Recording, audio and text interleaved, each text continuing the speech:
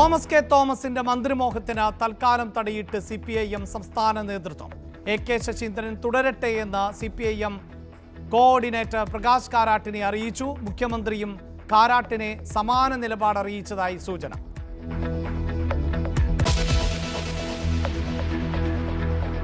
ക്ഷേമ പെൻഷൻ അനധികൃതമായി കൈപ്പറ്റിയ ഉദ്യോഗസ്ഥർക്കെതിരെ നടപടി ആരംഭിച്ച സർക്കാർ.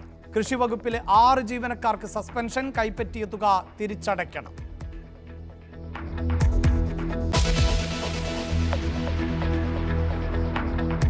കശ്മീരിൽ ഏറ്റുമുട്ടൽ, കുൽഗാമിൽ 5 ഭീകരരെ വധിച്ചു, 2 സൈനികർക്ക് പരിക്ക്. ഭീകരർക്കായി തെരച്ചിൽ തുടരുന്നു.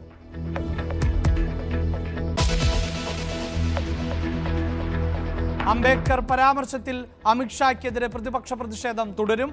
മന്ത്രിസഭയിൽ നിന്ന് പുറത്താക്കണമെന്ന് മല്ലികാർജുൻ ഖാർഗെ. പ്രസംഗത്തെ കോൺഗ്രസ് വളച്ചൊടുക്കുകയാണ് എന്ന് BJP. കേരളത്തിലും പ്രതിഷേധം. ജില്ലാ കേന്ദ്രങ്ങളിൽ അമിത്ഷായുടെ കോലം കത്തിക്കാൻ കോൺഗ്രസ്.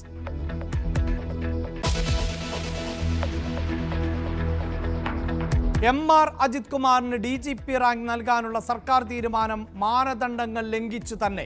സ്ഥാനക്കയറ്റം നൽകിയത് അന്വേഷണം നേരിടുന്ന ഉദ്യോഗസ്ഥരെ ഒഴിവാക്കണമെന്ന ചട്ടം നിലനിൽക്കെ CPI അടക്കം ഘടകകക്ഷികൾക്ക് കടുത്ത അതൃപ്തി.